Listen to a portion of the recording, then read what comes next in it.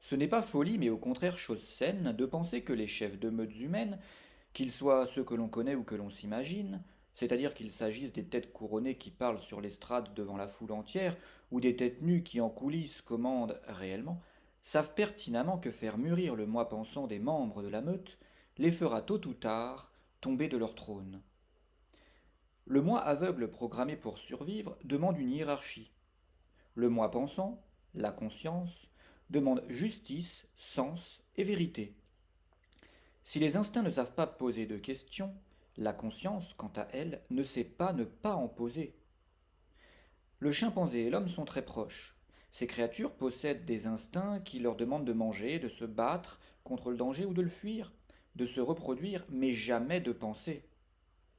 Les instincts de ces deux grands singes font d'eux des êtres aptes à la vie collective, et par conséquent, chez le premier comme chez le second, ces instincts aveugles sont tout à fait à l'aise au sein d'un système hiérarchique dans lequel un chef, un mâle ou une femelle alpha, se trouve au sommet de la pyramide.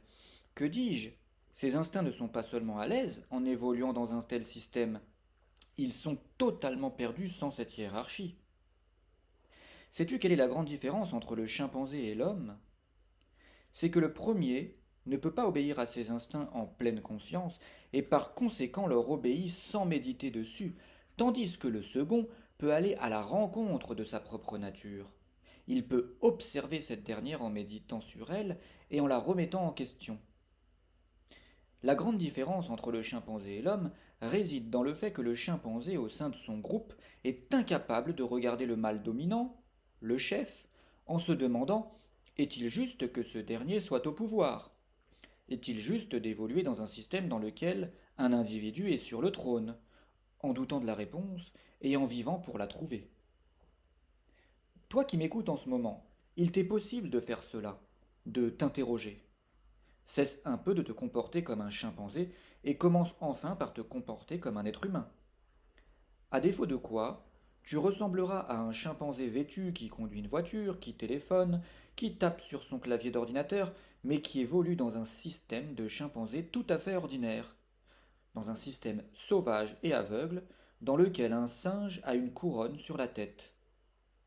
Si les programmations génétiques de l'être humain et du chimpanzé avaient été différentes de celles qu'elles sont, par exemple si les instincts des deux espèces n'avaient pas eu besoin qu'une hiérarchie soit établie dans le groupe, alors, dans les anciennes tribus d'Homo sapiens, il n'y aurait jamais eu de hiérarchie et par conséquent de chef de meute. Et alors, la société contemporaine des hommes ne serait pas celle que l'on connaît aujourd'hui.